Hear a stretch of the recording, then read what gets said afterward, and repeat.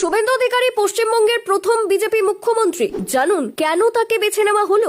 বিজেপিতে এত পুরনো নেতা থাকতে শুভেন্দুকে কেন মুখ্যমন্ত্রী হিসেবে বেছে নেওয়া হলো? শুভেন্দু অধিকারীকে মুখ্যমন্ত্রী করার পেছনের 5 মূল কারণ কি?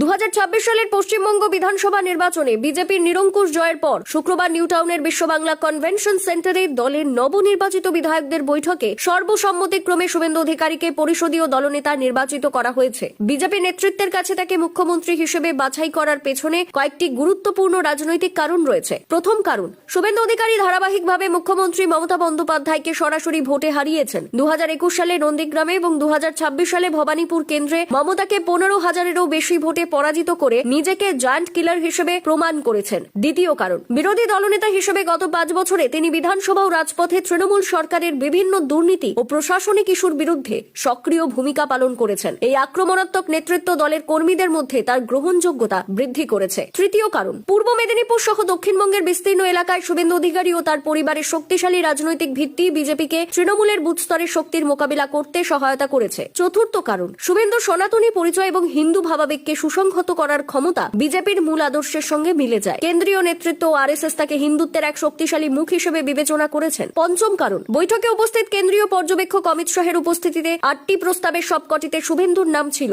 অন্য কোনো প্রার্থী প্রস্তাব না আসায় তাকে যোগ্যতম মনে করা হয়েছে। শুভেন্দু অধিকারীর মুখ্যমন্ত্রী হওয়া শুধু একটি রাজনৈতিক সিদ্ধান্ত নয়, এটি পশ্চিমবঙ্গের রাজনীতিতে নতুন অধ্যায়ের সূচনা। জায়ান্ট কিলার হিসেবে তার পরিচয়, আক্রমণাত্মক নেতৃত্ব, সাংগঠনিক ক্ষমতা এবং হিন্দু ভোট একীকরণের দক্ষতা তাকে বিজেপির প্রথম পছন্দে পরিণত করেছে। ব্রিগেড প্যারেড ময়দানে শপথ নেবার মাধ্যমে তিনি কেবল নিজের রাজনৈতিক দক্ষতা প্রমাণ করবেন না, বরং রাজ্যের রাজনৈতিক মানচিত্রকেও এক নতুন মোড় দিতে যাচ্ছেন। এবার দেখার বিষয় শুভেন্দু অধিকারী মুখ্যমন্ত্রী হয়ে রাজ্যে শিল্প থেকে চাকরি কতটা বাংলার মানুষকে উপহার দেবে।